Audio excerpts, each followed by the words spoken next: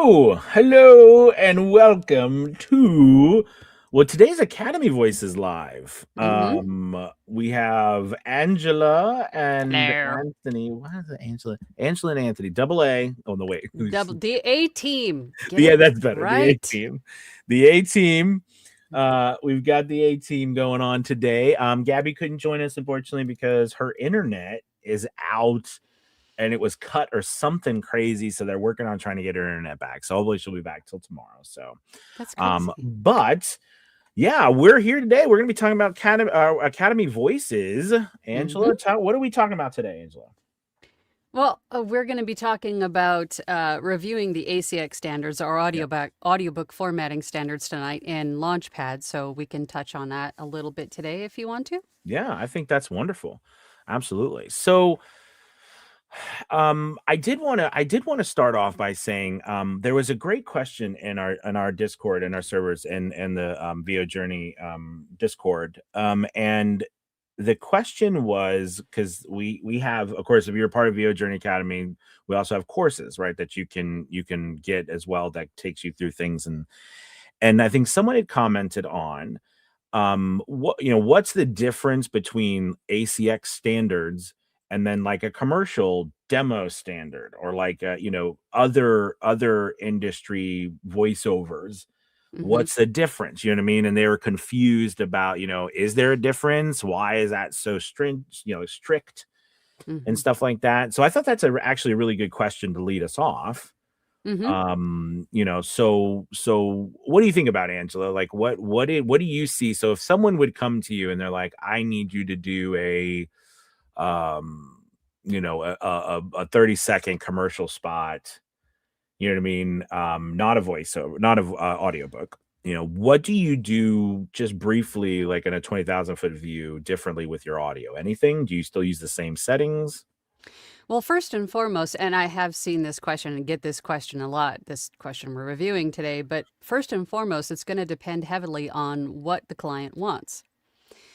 The tech specs, as we always say, make sure that you're checking the tech specs. If there's a brief instructions, make sure you're following those because there's a purpose to that. They want to make sure that you're following or you can follow instructions. So if the client asks for something specific, like raw audio, don't do anything to it, minimal cutting, I need it at a specific sample rate, bit depth, whatever it is, make sure that you're adhering to that. But if there are no instructions given, then I do a little bit of light processing. Pretty much the same processing I do for audiobooks. Normalize it to -3 or matched loudness, as we're talking about a lot in Launchpad.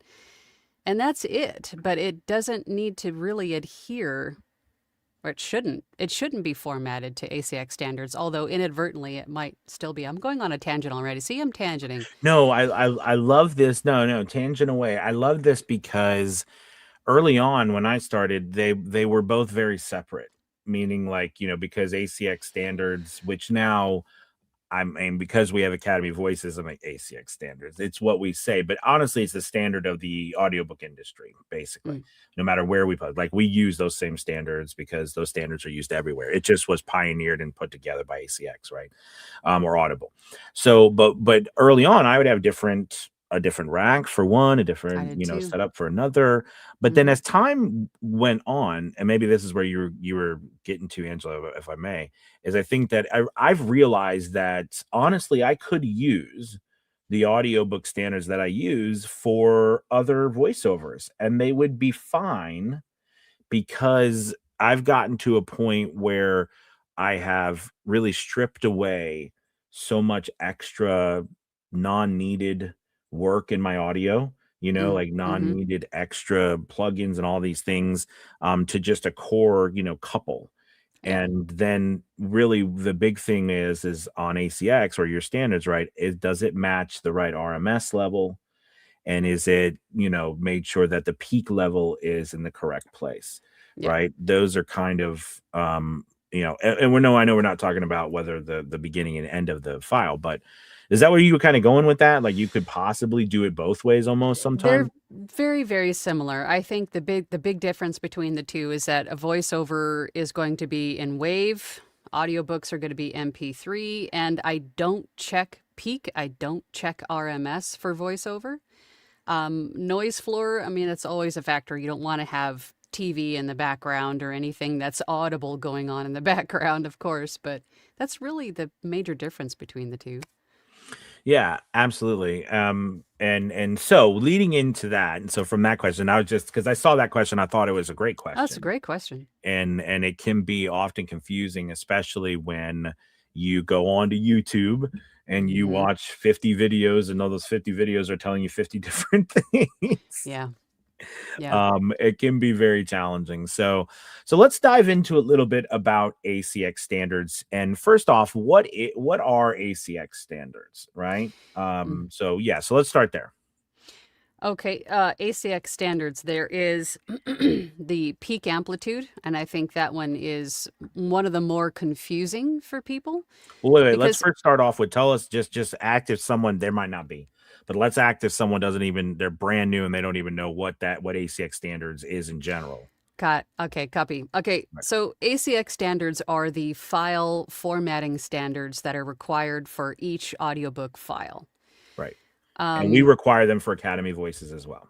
Yes, and that's why it's called a standard. It's pretty much the standard way to do it across distribution platforms. There could be slight variances from platform to platform, but I mean 99% of the time it's pretty much the same. Yeah. Okay. Sorry. Good. Good. Now go into go into what you were saying. So now you're talking about pink amplitude and all that Peak stuff. Yeah. amplitude, I wanted to touch on that one specifically because myself included in the beginning, I thought it was the target number, the peak Mm, amplitude, meaning your volume cannot exceed -3 dB, right? That is the peak. I right. looked at it as the target. It had to hit -3 dB. Very, When it very smart. doesn't, And you know what? I'm so glad you brought that up because it's many people actually think that it has to be up to that point. It can't be right, 4. It can't be right. -4. It can't be -5. I mean, typically it won't be that unless you're heavily compressed. But yeah, good point. Good point. It's a threshold. You cannot Right. exceed it. You Right. don't have to meet it, right? It's a Right. different yeah.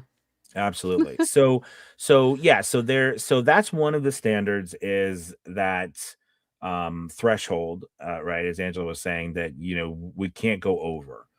And the point is to keep all of it the same for anyone who listens to audiobooks across, right, any platform. So another standard that you have to have, right, is the total volume of the piece itself, right? The file itself. And they're called many names, right? RMS, there's LUFS, right? These are just acronym, they're acronyms or their names. I think like RMS is rate mean square, something like that. And then LUFS is loudness a unit frame per second, something like that. I don't Where's even know this. Caesar? He needs to Yeah. fill us I in don't here. know the names of those, but they are very specific about the overall volume of the piece. Like if you were to average it out, right? Yeah. So the RMS for ACX standards and audiobook standards, right? We take it from -18 dB up to -23 dB. It has to sit inside of that, Hmm. right? And platforms can help you specifically meet this in a different way. So like we use Adobe Audition, and on Adobe Audition, it's very simple. We have a function on there that's called match loudness or whatever, and you can set a certain rate. You can actually set the peak amplitude, and you can set the RMS that you want it to meet, and then you can just run the file through that. You can run hundreds of files through that, and it will do all of that for you. It'll take the file and raise the audio and do everything for you automatically. Hmm. And that's very easy. I Yeah. like it, right? Yeah. Yeah. Yeah. It's definitely better than using, like, say, I've seen some people, and myself included in the beginning, we used the limiter for peak, especially if peak was an issue. I would just slice them off when really that wasn't the right way to do it. But Mhm. match loudness makes it really, really easy. Is there something similar to that in other DAWs, or is it just a So like for example, in Audacity, right? What you typically have is we have the ACX checker. And what I found what that is I use the limiter. So what I show people is in Audacity, you can use a limiter, right? And a boost, a volume boost or dB boost, right? So you can boost to a certain level and then you can limit, right? You can do a hard limit. They call it a hard limiter, a Mhm. hard limit so that it doesn't go over -3 dB. And then you can run it through the checker to make sure that it is correct, but it does not do like we have in Audition. Now in Now, when you go to Studio One and Reaper, I'm not sure. I'm sure Yeah. there's something that you could do there, of course, but I don't know about. I'm not that into those. Yeah.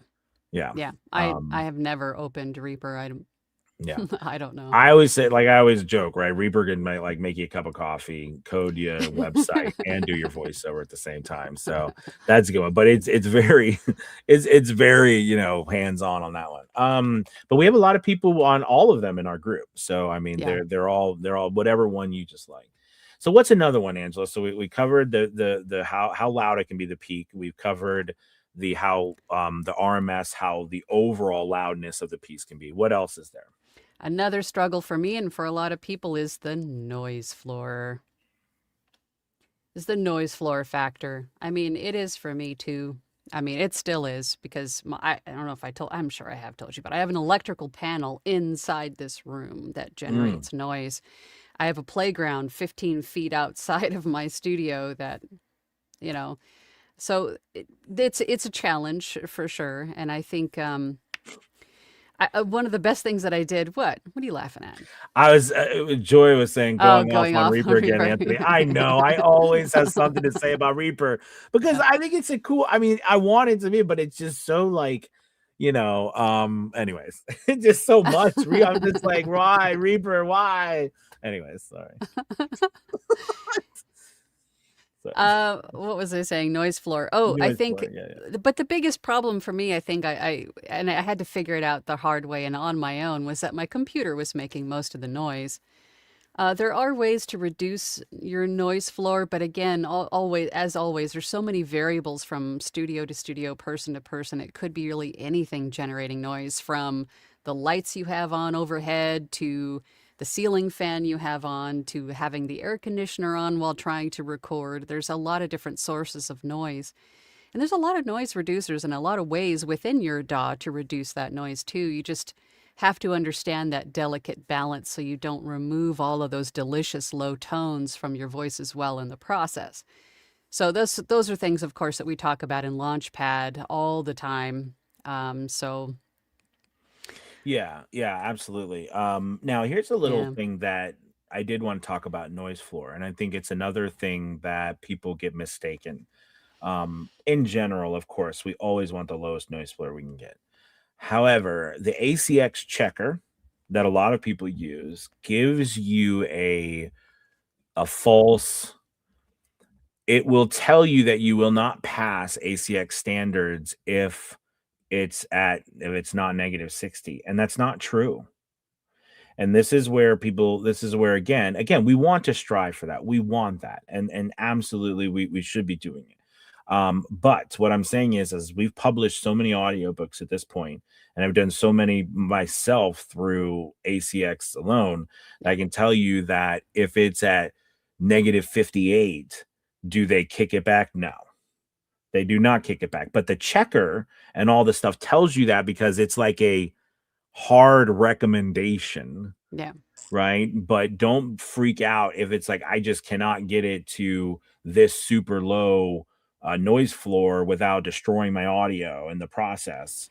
And that's something that, that I'm glad we're talking about this, because a lot of people again will think, I mean, I'm screwed. I can't get this, blah, blah, blah. But it's real. Now, again, we don't want you. I'm not saying produce loud, like with a yeah, loud noise floor, but you know what I mean? But it yeah, is a recommendation. It's not, even though it says you don't pass, the ACX checker will literally say you don't pass. and that's not actually true. Anyways, that's Yeah, and it also, the software spot checks for the most part, right. or does some sort of an algorithm of magic to figure out what the overall noise floor of your file is.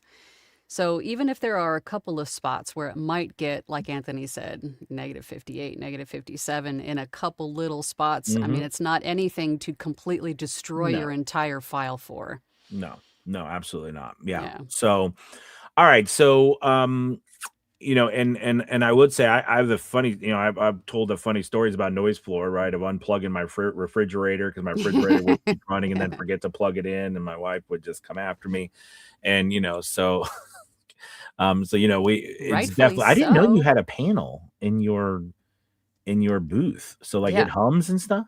Well, it doesn't, I mean, not to me, but I'm sure it transmits something in this room Well, within the heck yeah. electrical. So I have tons of like power conditioners and things in here.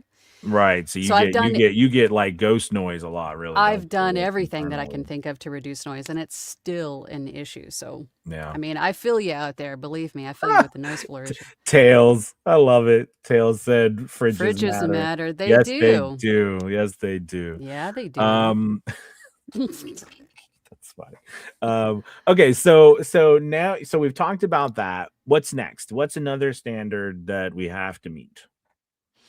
There's also the file itself in terms of the sample rate and the Mm, bit depth. yes, yes. And this was part of actually that question as well. Because as you know, like we have, I mean, the typical options we have, right, are 16, we have Hmm. 24, and then we have a 32 float, right? Which means it can float back and forth from 16. So ACX standards say we need to have 16 and we'll accept 32. Okay. Those two are there, but it typically says 16. You can do Right. 32, but 16 is what it recommends. I just think a 24. lot of those platforms haven't been updated to say or 32 Right. float, right? Exactly. Yeah. Exactly. And again, the reason why I know all these little things is because we've done so much that you find out all the little nooks and crannies about what really You is and what learn not in is. the doing. Yes, but 16-bit is usually where it's all recommended, right? That it Right. be at. And remember 24-bit, I always actually do all my work in 24-bit if it's not to ACX standards. Yep. All right. And the bit depth, right, again, is just you're having that's more what it does is it's supposed to give more um I'm trying to what I'm trying to think about how to say that because sometimes I will get them mixed up with your like if it's 44 100, right? When we Oh, talk about the that, sample rate. the sample rate, because the sample I can tell you the sample rate is really if you want something really cool. Now it does in Adobe Audition. Go into your Adobe Audition, record a file, and then scroll in as far as you can, all right, to the file. And what you'll find is little dots. Okay. And those little dots represent the recordings of the noise at at that sample rate.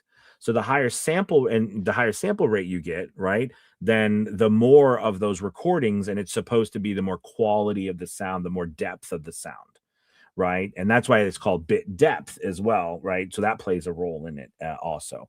Hmm. So any Hoosers, um, And then 16-bit, yeah, 16. And just to piggyback off of that, we spent almost an entire Launchpad session a week or two ago talking about recording in one particular sample rate and then converting it to another. Can it be done Mhm. vice versa? What's the best way to do that?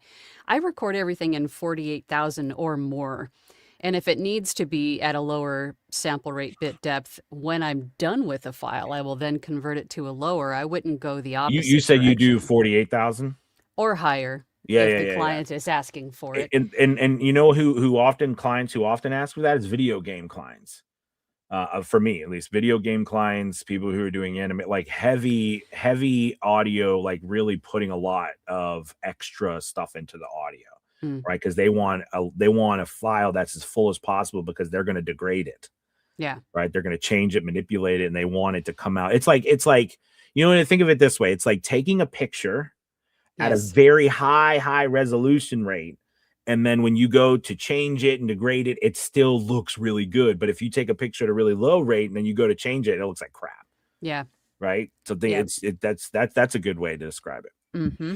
That's a great way to visualize it. There's Yes. actually a great question which is in the Mr. Landers had a great question in the chat. Mr. Landers. That is also an ACX standard in terms of file length in runtime. Where is that? Is that? I We have can't. Ren also has a question too. Sorry. The only time I've ever had an issue submitting a chapter file in ACX was when it exceeded 2 hours. It was an excruciating long chapter, and I was unaware there was a time limit and eventually got in. And I've had to do this a couple of times for a couple of books that we published for Academy Voices where it was just one singular file and no fault of the narrator. That's just the way that it was written. But the standard, especially with the platform that we upload to, requires the files to be no longer than an hour and 19 minutes. Right. So I had to cut that file in half and then just call it part 1, part 2. And I've had to do that a few times also myself as an audiobook narrator, where that one chapter is like 2 hours long and then the rest of chapters are maybe 10 minutes. Why that one? Who knows? Those are questions for us not to ask. Right. But that's essentially all you have to do is chapter 1, part 1, chapter 1, part 2. Just split it in half and make sure that it doesn't exceed the time limit given. Yeah, no, that's a great and so that's a great point, because that hour and 19 minutes, and I always just like made it rounded off for people and say do an hour and 15 minutes is not like for the file, right? Why 19? And then, you know, and now naming those files, right? You don't necessarily need to say part 1 in the beginning of so wait, well, before we get to the naming, because that's a whole thing of the naming files. Yeah. The another part is that it is required that in the beginning of the file, right, that your audio starts between 0.5 and 1 seconds. And at the end of the file, there's at least 1 to 5 seconds of blank space, right? Empty space. So that's just another thing that is just hands down. And I find that in Adobe Audition, there's actually a and I have it bound to my keyboard. It's called Insert Silence. And basically what you do is you can set it right to where, you know, it's bound to my keyboard. All you do is highlight the area. I click my key, a little thing pops up, and I tell it how exactly much. I will put 0.7 and it sets it at 0.7. In the back, I'll put like 2 and it sets it at 2. And it makes it very quick for me. Now, is it very hard because you could just add? No, but when I first started out, you'll laugh at this. When I first started out, I was literally copying and pasting. I didn't even think of just record. I would copy and paste. Let's make sure that we're clear about what you're saying. That doesn't mean to do that throughout the file. No. Only the head and the tail. Although I've seen a lot of people try to do that. They try to put a more of a analytical, or not analytical, but more of like a statistical. I want my pauses to be 1 second. I want them to be 1.5 seconds. Don't do that. Please don't do that. Don't do that. Don't do that. Because it'll inadvertently make your pacing sound right too much the same, or it'll maybe even make it sound too faster than you intended. Just allow yourself to tell the conversation or to tell the story in a natural way. Leave most of your pauses in, unless you're taking a drink of water. I mean, you know, reduce that, but just allow it to have that natural human flow. Absolutely. We got a question from Ren. Is it okay to record and edit in Logic Pro, but export a WAV file to Adobe Audition to use match loudness and export to MP3 from there? Or would it be this would there be some quality loss in the process? I have a question for Ren. Why not just do all your recording and editing and mastering in an Adobe Audition? Why have the 2 different DAWs? I mean, yes, you could, but why not just keep it all in one place so there isn't any potential loss of quality, and just do it all in Adobe Audition? Yeah, I was going to ask that question as well. But to answer your question here, can you do that? Yes, of course you can. You can absolutely take a file, because what we do, so think of like what Angela does, is all the files that are uploaded that she takes, that publishes, she's putting them into her DAW, which is Adobe Audition. and she's running this process. So we don't know whether those files came from Audacity, they came from GarageBand, they came from, another, Reaper. Audacity, yeah. Right. So yes, you can do that. And will it lose? No, it's not going to lose, because it's just increasing or decreasing the volume, right? We're not manipulating. Now, Angela, has there been times where you have gotten, or you have received some audio and you're like, "Ooh, I need to EQ this a little. I need to compress. Yeah, I need to do something to it, clean it up some." Yes. Mainly it's noise floor. Mm-hmm. Mainly it's noise floor. I think that is the biggest issue. Yeah. Yeah, I agree. I think there'll be sometimes, and also mouth noise. So I've done enough where someone might not have the best plugins yet, or they might not have plugins yet, or they might not be using, they're very mouth clicky. They're using a lot of mouth stuff, in which case I'll just run it through my general process. Yes, I have seen that once or twice too. Yeah. But not to put that bug in everybody's ear and you guys go, "Oh my God, right. I've got the noisiest mouth." We all do. It's just part of being human. We all do. Yeah. Well, once I got, and that's all I'm saying, once I got the plugins, I was like, "Hey, I can drink coffee." Right. Yeah, you had to pry this out of my dead cold hands, I'll tell you what. I know, right? Right. Let's see. We have Frustrate says, "Good morning from Rochester, Minnesota. I have had someone tell me there is a standard for the pause between a new sentence." Interesting. Oh, I've heard people say that too. And there is no stand. I've never heard of anyone saying. And if someone, yeah, go ahead. I've heard people say that leave a little bit more of a pause between maybe chapter sections if there's like subheadings within it, maybe and that just does to make indicate that sense. it's the start of a new sense. section. Yes. Or maybe even the start of a new paragraph. Yes. I've heard that too, but there isn't like a standard time to do that. It's just whatever feels right. One of the most interesting things, if you're ever interested, go listen to, well, you can listen to ours as well, especially ours, because it's done by British. Actually, it's done by Eric. Eric does a great job. I was saying Dracula, but there's another, there's another Dracula out there too. That I guess, the OG one that they published, and there's the old British dude. But the reason why I bring it up is because the old British dude. But the reason I bring it up is because if you follow along in the book while they're narrating, by the way, this is a tip for voice actors too. If you want to get better at just understanding pacing, and you listen and you're like, man, these narrators, like you find a narrator, like they're amazing, right? Get the audiobook, get the digital copy, and follow along, like read, and even try it again. We're not trying to impersonate, but remember, acting is imitation. So you can pick up and practice and actually get way better at your pacing by mimicking or imitating and getting better from other voice actors who are doing it very well, and then add your own little nuances in there, right? That's acting. That's acting in general. So, but anyways, the point I'm trying to say is, what you'll find is, if you follow along, this dude does not, like, there are moments where there's a period, doesn't stop. There's commas, doesn't stop, but then there's not a period and he stops completely, because the idea, it's always about the idea, right? When does the idea begin and end? When is there a moment that you as a narrator, because remember, most of us are directors. Yeah. So we have to, unfortunately, they don't pay for directors really anymore for audiobooks, unless you're doing some massively large project. But we end up being the director. So you have to look at a piece while you're narrating and say, this is where I think, because if there's a continued thought and it's going, don't stop. So that's where I'm saying it can be challenging to say there's a standard. Yeah. That was a long response to that. Sorry. Punctuation is more of a suggestion. Right. If punctuation is a guideline.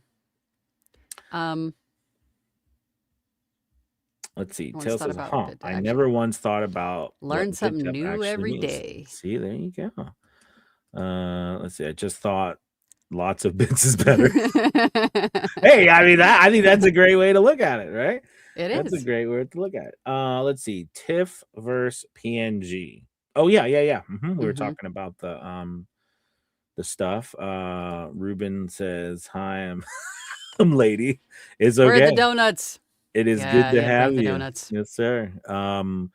Ruben has a fantastic voice, He by the does. way. He Ruben, I does. hope I would say, Ruben, you have to call you on the spot here, but I'm interested. Like we have to talk maybe and see what work is going through your right now. Like what work are you doing? Because I often wonder sometimes about like all of our, we have so many incredible members. I do, and they're so good. Yeah. And I think sometimes it's not our voice acting that holds us back. Would It's you agree, ourselves. Angela? Right. I mean, I It's think some ourselves right. 100%. Yeah.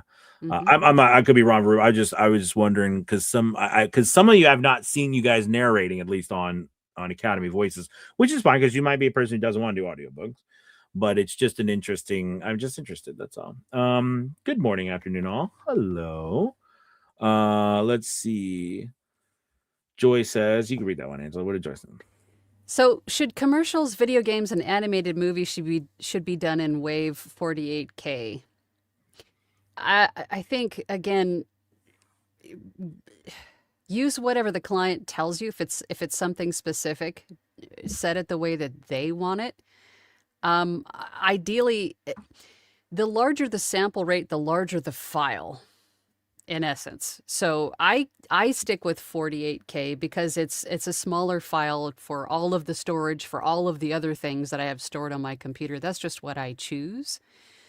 But you could choose whatever you wanted to. Just keep in mind that you can't go backwards. So Right. once you start at a low sample rate, you can't make it better sounding, more clear sounding, or enhance the sound, right? Just like we were talking about. But you can save it at that rate and fool the and fool them.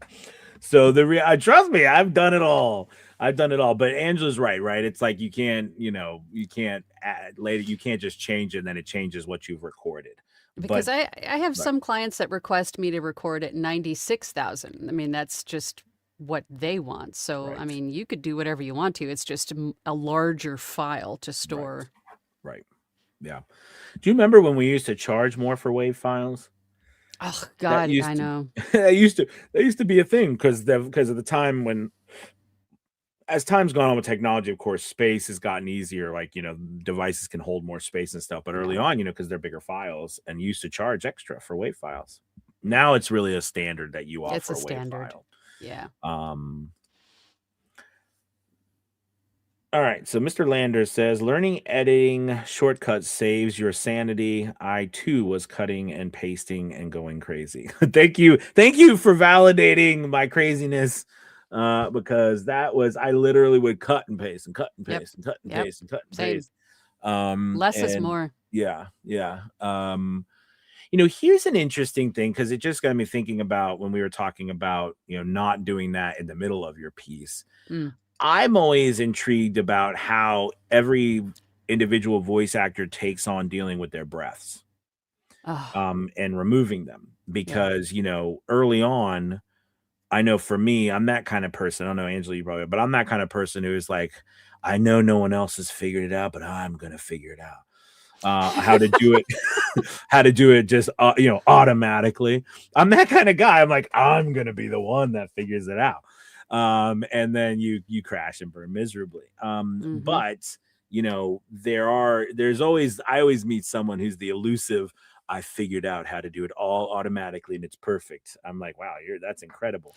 Just like the Um, guy who created the deep breath plugin that no, only works for the one kind of that's so frequency and tone of breath that you learned, that you it had only had works it learn. that one person who's living in the mountains of Tibet. And it's just incredible. Like he meditates on his deep breather. So I yes, so like I go through basically for me, I'm gonna ask you how you do it. Now I do believe that if you have a voice to noise, like there are some plugins that will diminish some of it perfectly fine, right? So, are you saying that breaths are a bad thing, Anthony? Ooh, Let's good question. clarify because Let's it's clarify. sounding like that's what you're saying. So I'm going to put this out there and say that unfortunately, I think the majority of voice actors, at least newer ones, and that's of course the majority of newer voice actors are don't understand how to use breaths. They're using them every like they talk, they talk, they talk, they talk. Okay, so first we look at a rule to say if anything you do takes away from the suspension of disbelief, you need to get rid of it. All right. Us breathing does not take away from the suspension of disbelief. Best known for his innovative work in figuring out the breath tonight at 8. So, so what I mean by that is that no, breathing is not bad, and there's nothing wrong with having breaths in your audio because that's a natural thing, especially for long form audio. Mm, However, what I'm saying is the majority of voice actors that I've worked with, or at least that we've published their work, I've noticed that very few of them I would rather just them not have breaths at all because they're the way they're breathing is not normal, right? They're breathing a very Is it because their narration is too fast, perhaps? yes, and it's because they're not comfortable yet narrating. They're not comfortable in their narration style. Like it takes time. I mean, so don't for first off, don't beat yourself up about any of this, Yeah. right? Because this takes a long time. It Hmm. takes a lot of voiceover work. It takes you being comfortable to say, is that breath at the right place? Do I understand the phrasing of this? And remember, when I say understand the phrasing, when you're talking and you're reading a sentence that was not written for you, right? Was not the person didn't even probably write it to be read out loud, Yeah. right? It takes time for you to understand how you can deliver that message in a manner that sounds like they're your words. And then that phraseology that you're using or the idea, it takes some time for you to learn how to do it without reading the whole book first. Mm, Like that takes time. Like following along a story that you're reading and you feel what's coming and you're able to change your pacing and your breathing based off of what you hear coming or see coming with your, you reading it. That's not easy. and yeah. that's not easy at all. You're you know what I mean? Just Yeah. takes time and Yeah. practice and Yeah. figuring it out on your own. Because every book is even going to be worded and phrased and it's going to have a different tone or feel, or every book is a little bit different. So you're going to have to learn to shift that. How do I make this sound like I'm saying it? But yeah, you're So right. so for you, since you were publishing, right? Since you're the so again, if you know, Angela is our a part of the team in Academy Voices that takes the finished audio and then make sure it meets all of the standards, make sure she does the quality control check, and then she puts takes the files, puts them all together, creates the artwork and everything, and then she's the one who publishes them right through our portals. So do you what are you seeing with breaths right now? Sorry about the landscapers if you can hear them. They're outside my door right now. No, I can hear. What do I see with the files? Well, like breaths, how are you seeing Oh, people breaths. handle breaths? I much like my own work. Once I have it in Adobe Audition, I'm looking at it mainly through the spectrogram. Am I not thinking of the word? But yeah, no, it's spectrograph. Is Yeah, that right? The spectrogram. yeah, yeah. So I'm sorry, I just had a brain fart. No, that's right. But with that view, I can see mouth noise, I can see breaths, I can see everything that should or shouldn't be there, and I go through it quickly just to look at it, see if anything stands out. But for the most part, I don't. I do quality control. I make sure that it sounds okay, and then it's not staticky, and it's not too high pitched or clipping or anything Right. like that, anything major. But for the most part, I just let the narrators do their thing.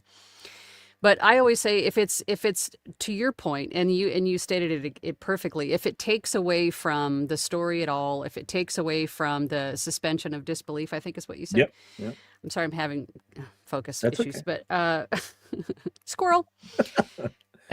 If it takes away from what your intention is, then take it out. Or if it's got like a throat gurgle, or if it's got something off-putting in it, take it out.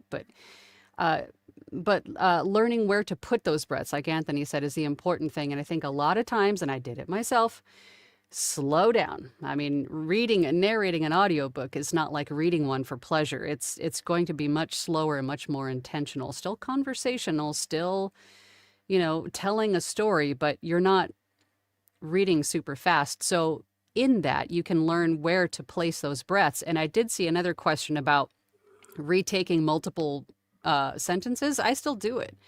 And sometimes you'll have to find out where to place that breath. Yes. Right? Retake something that maybe didn't sound right the first time and, see if it sounds better on the second take. No, I totally agree. I was hired a ways back to do this series of turn of the 18th or 19th to 20th century, so over like late, during the Industrial Revolution, Mm. um financial books, financial audiobooks. And I swear these guys must have sat down and thought, how can we write paragraphs without making them more than one sentence? Uh, And the crazy thing was too is that the whole 7 to 1 sentence thing I was reading was one idea. And mm-hmm. I remember going and to do, I mean, if you guys know, right, we can all like kind of, I guess, understand that, right, when you got to take a breath because there's a long idea and you got to finish it. Mm-hmm. That was very hard, and that was actually a good education for me because it really forced me to manipulate the way I used my voice, um almost not like ventriloquy, but to use my voice when I was losing breath or when I Mm-hmm. was getting down low, how to continue though to make it sound like that was normal. Yeah. And that's another thing. Like, gosh, we don't even really talk about that pretty much ever because that's like a more of an advanced thing. But there will come a point where you'll be able to know your brain's telling you you need a breath. Mm-hmm. But you're like, well, I don't really, I can go a little bit longer and finish this idea and thought, and that's okay. And then I can come back and take a light breath. But you don't know that until you push yourself and you've done it for a while. Yeah. Because your brain's telling you, breathe, breathe, breathe. And that's so that taught me a lot. But man, those were hard. Reading, like, you're like, how can a person talk this long without actually breathing? And Mm-hmm. remember, you don't want to in the middle of an idea, a breath can sometimes really crush the idea. It can make the idea not cohesive. So there are moments where you don't, right? But then breaths also serve as a purpose of giving us a moment to relax. That's what a breath does. Okay, so I'm good at the breath thing. Let's see. Emma says you should be able to use it as an external editor. Yes. Yep. We talked about that. Let's see. Ren says only because I'm used to Logic from years of engineering music, old habit. Plus, I know all the shortcut keys. That makes sense. Mm-hmm. They took it away, but they used to have one for Isotope. They used to have their editor. Remember that? And they took it away. That was a really good editor, actually, Mm-hmm. for standard. For RX standard, they had a nice editor there, and they took it away. I think the old ones still have. You still have it if you have the older ones. Let's see. Stuart says, is anyone else using a Stream Deck to pre-program shortcuts? It's been a lifesaver for other apps, but I can't see much for Audition. I know some people who use it. I have one on my desk that I can use. I just haven't taken the time to program any buttons, but I know more people use it for Premiere Pro for video shortcuts, but not.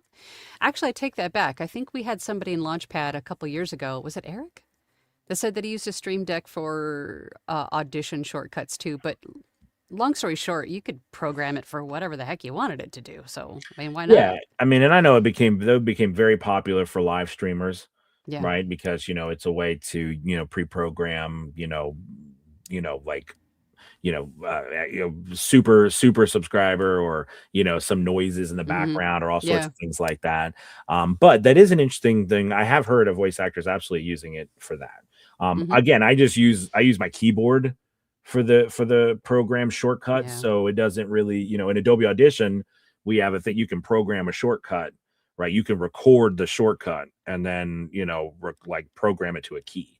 So You could I mean with Steam Deck it does pretty much the same, or Stream Deck, it does pretty Stream Deck, much the same thing where you could program a bunch of right, macros into one, right. or micros into one macro, I think the Which other way would around. make a lot of sense too for something like Audacity, or Mm-hmm. some other ones too. I think that would make a lot of sense as well. All right, cool. Let's see. Emma You says, I just don't. got locked in your room. Uh-oh. Uh-oh. I don't think I'll ever switch to audition myself. Emlyn. Oh yeah. That spot brush in audition is super handy. But Re- don't spend hours trying to brush out every little bit. I did in the I did beginning. too. It In was the a waste of beginning, time. it took everyone because I didn't have a plugin. I didn't know about you know voice declick. I didn't know about any of that because there really isn't any other besides the ones that are in the DAWs themselves. But oh my I mean, gosh, for Angela, we me, used it was that perfection thing. That once I got past that hours, mindset, hours. that it didn't need to be perfect. Just we have clicky mouths, so no one really notices but you. I mean, most of that stuff, no one even really even notices. Oh, and you'll go through a phase, everybody listening, that if you're, depending on how long you're doing this, you'll go to the phase where your ears will start to tune in specifically because you're training them. And then you'll go through this phase where you can't, everything you hear sounds Yeah. clicky. I mean, the commercials on the TV, the Once you radio, hear it, once you you hear it, you can't. cannot unhear it. That's exactly right. Once your brain You can't. recognizes what it is, you'll hear it everywhere. No, you can't. You can't. All right, let's see. Here you go. You can read that one. Oh, that's the question that I touched on earlier about retaking a sentence several times. Oh, yeah, yeah, yeah. Yeah. Yeah. Yeah. Yeah. It's fine. I still do it to this day. Hmm. Let's see. Tail says, I've done that where I didn't like how I read a sentence, so I gave a few variations, Yep, only first to listen ones. back later and realize the first one's the best. First one's usually the best. Unless Yep. you mispronounce something or, your And it's voice also, cracks in the middle of it or something.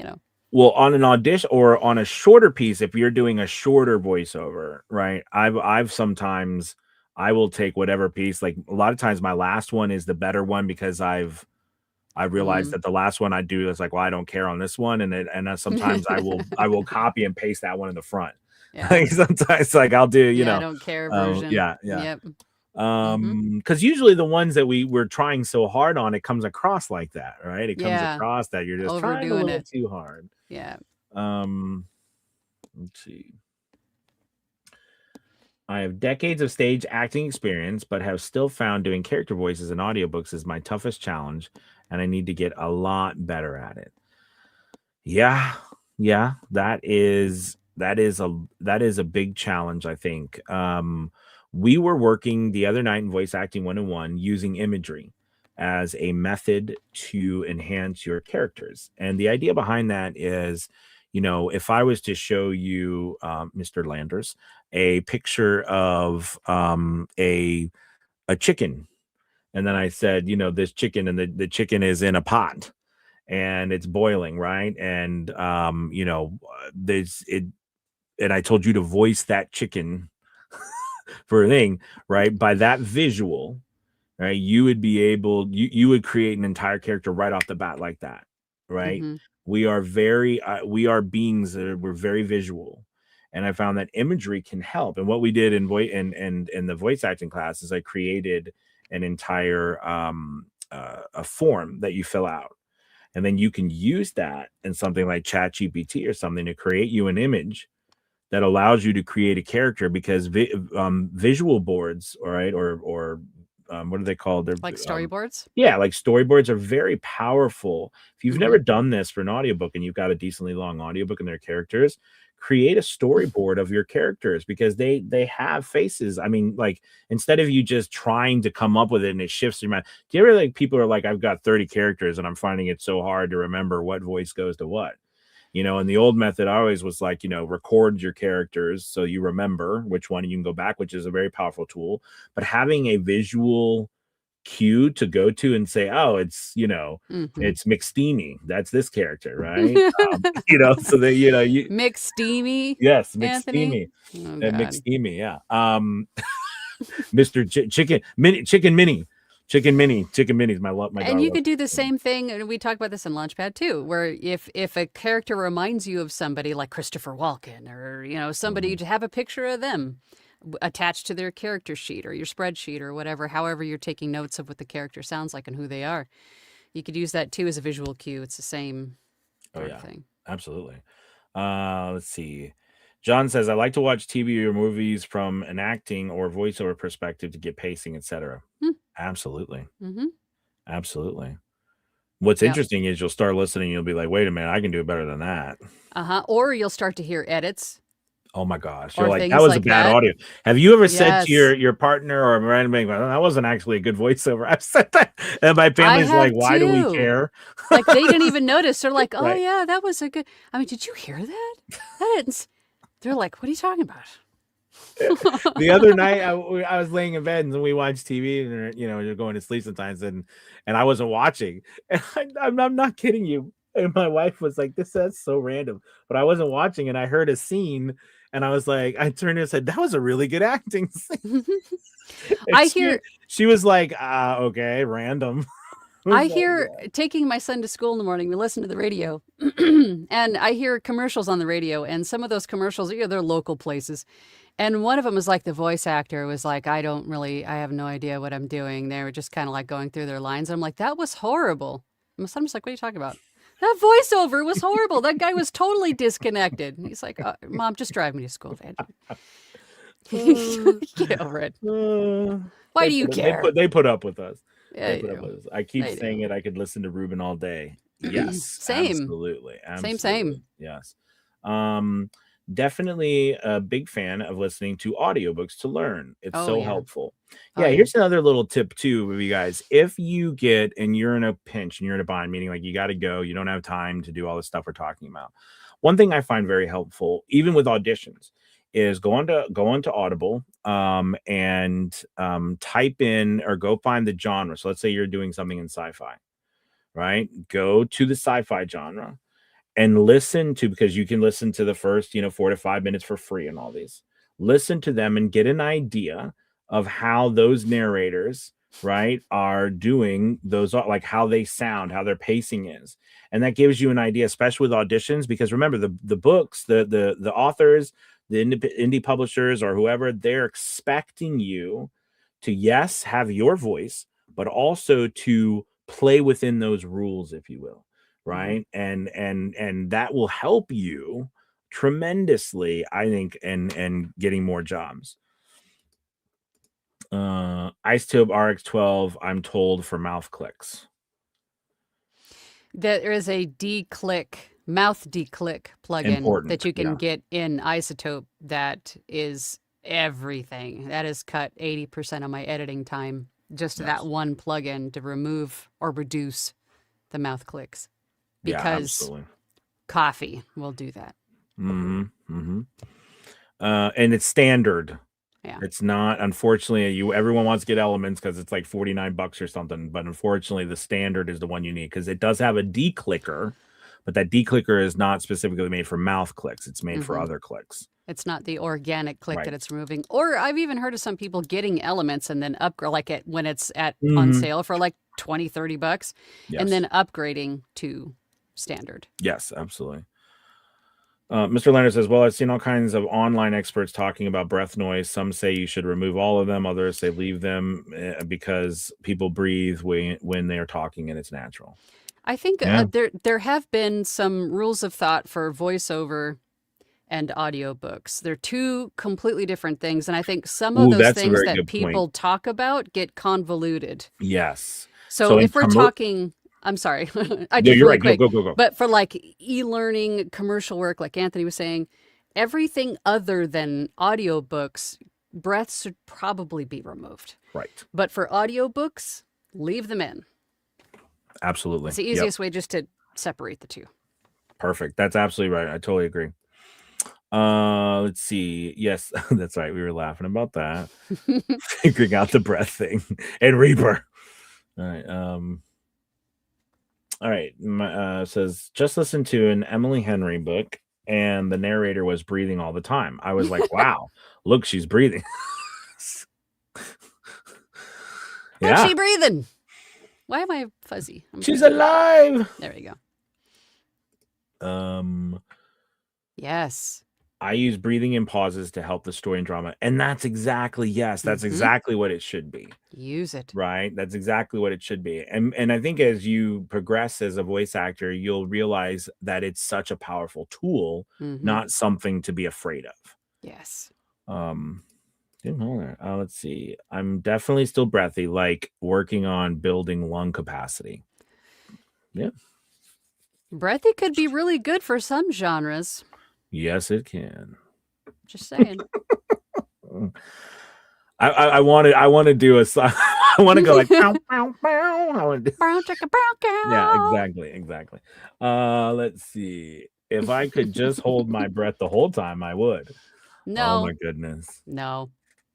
Although I would watch a TikTok video, a live video of you trying to do that, Chris, but I wouldn't. No, don't encourage that, Anthony. Don't. No, Chris, don't. There's this dude on live who hasn't breathed in like 5 minutes. He's turning blue. This is so cool. Send him hearts. Send him hearts.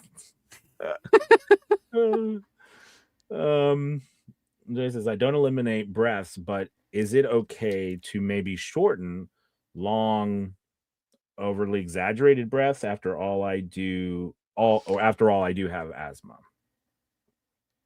I wouldn't cut a breath because you can hear it. You can hear a cut made mid-breath. So if a lot of your breaths are what's the word, off-putting as it comes to mind, or you think it's exaggerated, or you could probably cut that out and replace it with room tone if you wanted to, but I wouldn't cut all of them out, and I wouldn't cut them in half. Maybe, sorry, my allergies are on me today.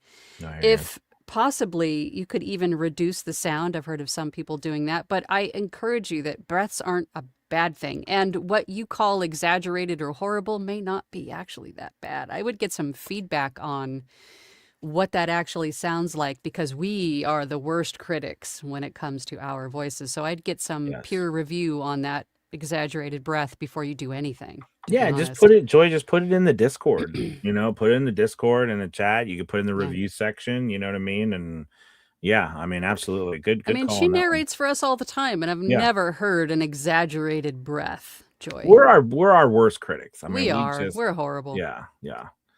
Good afternoon, Anthony, Angela, and everyone.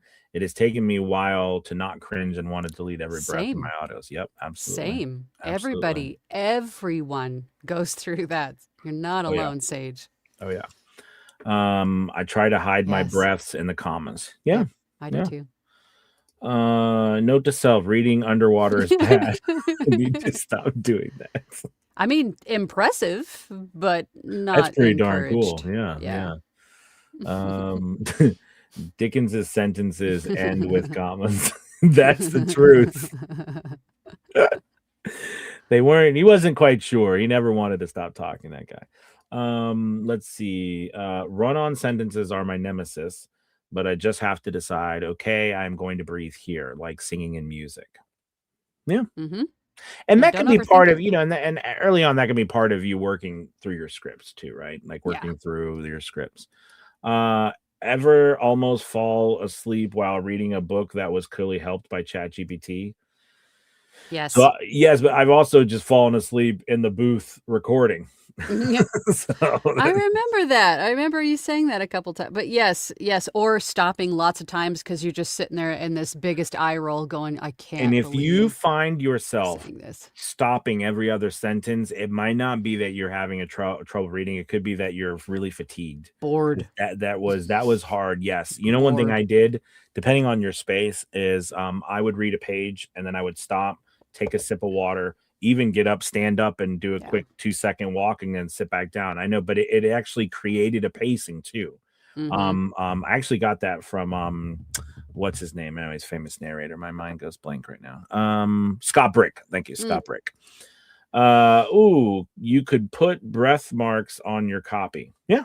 You could. You could, but the best way is to actually do it, feel it that way, instead of trying to add more punctuation or guidance, but you could. Let's see. Why isn't that working? Okay. That would be smart, John. Laugh aloud. I need to do that. I use Stream Deck for Audition, and I love it. Cool. Oh, there you go. Okay. Yeah. Let's see. I use very smart. Let's see. I use keybinds, but yes. Yeah. Okay. One of my breaths was so far off that it sounded like I was about to cry. Oh. I mean, it could have been good for the scene if That's there right. was a sad That's right. scene. I mean, use it. Get into that. Yep. Let's see. Voiceover by Lisa says, I have a macro set up in Audacity, but still find myself getting insane over every click. Yeah. Don't allow yourself to do that. Yeah.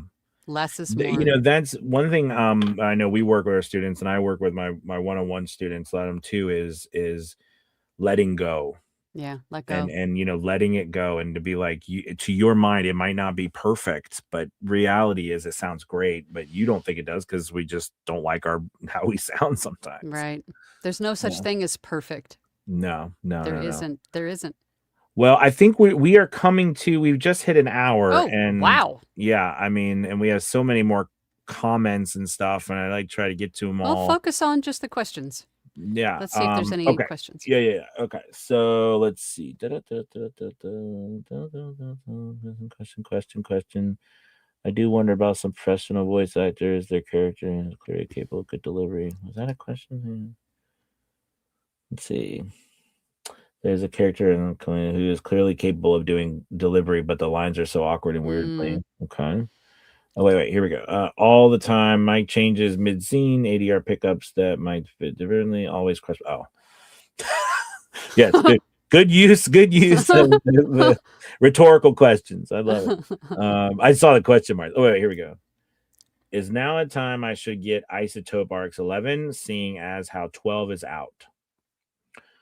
I personally love it doesn't matter. I think I'm using 10 at the moment, and I Has use anything 6 changed forever. from 11 No, to not 12? that I mean, maybe little tweaks here or there, but no, you could still. I know some people who are still having like one or two, like they have the original ones, and because they yeah. don't really change. What changes maybe like again the platform might change a little bit. They might upgrade something or add a little extra here or there, but no, The I wouldn't worry change to about it. the software from one iteration to the very next is probably so minimal. I mean, there Right. was a time where I had RX7 and Tim Tippett was like, don't even bother upgrading until they get to like 11. So, I mean, does there make much of a difference? Maybe, maybe not, but Yeah. just get Isotope, period. Yeah, absolutely. Absolutely. Let's see. I think that's it. I think not any more questions. Well, listen, Sage, I did want to I appreciate that, Sage. She started watching what yes, the denoise and mouthy click is by far my go-to, stuff now because I have MySpace dialed into where that takes care. I don't have to do anything else. But you might not have a space that's that quiet too, so you might have to add a little bit something else in there to take away that noise floor. Because the voice to noise really tackles what's inside your voiceover, which is fantastic because your other stuff doesn't do that, and that's a very unique thing to voice to noise. Can I answer one question in the chat just Yeah. really quick? Oh, did I miss it? Because no. I've noticed a huge decline in the number of books available to audition on ACX. I used to put in all my filters and come up with 150 possible books. Now I'm lucky if stop using filters. You should only be using one or two filters if you're looking for books on ACX. Your language is, if you have multiple, and maybe like the gender. I mean, and that is even questionable. I would just do language and see what comes up because there's a lot of authors who don't select filters or leave it open-ended. Ooh, If you're oh looking for yeah. something specific, Take them you're all off. taking yourself out of the pool of all the other possibilities. Minimal filters. Yes. Thank you so much for saying for that, Mr. Landers. I recommend take them all off. Yeah. I mean, unless you don't want to do spicy, Mm-hmm. and you want to like click that off, but leave because and then also the accents, all that stuff, what age, just don't put the filters on. Yep. And it just Language, I think, would be the only one. yeah, exactly. Yeah, good one. Here was a question. Hello, I'm just starting my VO journey. I've listened to VO Angela for a couple years, finally getting started. Nice. Thanks for all. Question: how do we join the Discord?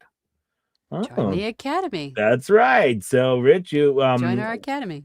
Both Angela and I, we teach at VO Journey Academy, along with some other amazing coaches, and the community there is amazing and super helpful. So yeah, all you gotta do is go to vosjourney.com. I guess we post that in the here, vosjourney.com, and you can sign up for VO's Journey, and then yeah, you part of that is joining our community that you get with that Discord. And I'm gonna say, because I'm super proud of it, but I think it's the best community out there. It I is. really do. Well, It is. our community is amazing. They're so helpful, and like it's 24/7 help, which is what I love about our community. Right, someone is always up. By the way, other platforms, which will, I'm not going to say whom or where or what, but there's a lot of other platforms who envy what we have. Yes, there is. So you're Yes, there missing out is. if you're not in the groove with VO's Journey Yes, Academy. yes. Well, you guys, we had a we had the let's see. So we had okay, if there was a poll, I don't know if everybody can see it. It was have you narrate an audiobook? We only had 5 people who voted. So so we had 3 people said yes, and then 2 people said just starting out. Okay, so So hopefully this was helpful. there you go. That's right. Exactly. And I do think in the end, if you're not narrating audiobooks, just know that there is such an opportunity with audiobooks right now, and it will continue to be a great opportunity. And with Academy Voices that both Angela and I run with Gabby, it is we just hit over 600 audiobooks published. Mm-hmm. Right, we're on our way to 1,000. We're gonna push that envelope this year, and we are really it's fantastic. It's really growing well over there. Voice actors are making money, so it's a safe place. I think what I loved about what Angela always said about Academy Voices, and it's like, it's a safe place because there's No there's no scams. scams. That's No a big thing scams. because That's we run it. huge. It's No one else. There is everything. no one else. We run it, and everything that goes is us, and it's all it goes through manually from us. So Mm-hmm. there is no scams or anything like that. So By people who run by voice actors who understand the struggle, understand the industry, who understand how everything works. There's no just like no name big investor behind us that just says do this mhm, or that. We do everything and we know how to do it and there's no scams. So no. that's huge. Well, you guys think? Oh, we did have a bunch more votes. Thank you for the poll. Yeah. I should have I just don't think mentioned anybody it. saw it. I know. That was my bad. But yeah, so we had about 78% now that have narrated an audiobook, and a couple of people are just starting out. So listen, you guys, thank you so much for joining us today. What a wonderful session. And thank you, Angela, as always, being here. So remember, Of every course. Thursday, we get together, Angela, Gabby, and myself. Again, Gabby just couldn't be here today because her internet wasn't working. And but we'll be here every Thursday at noon to talk about Academy Voices and audiobooks and all that jazz. So thank you guys so much. Have a wonderful rest of your day. Goodbye, everybody. We'll Goodbye. see you later. Goodbye.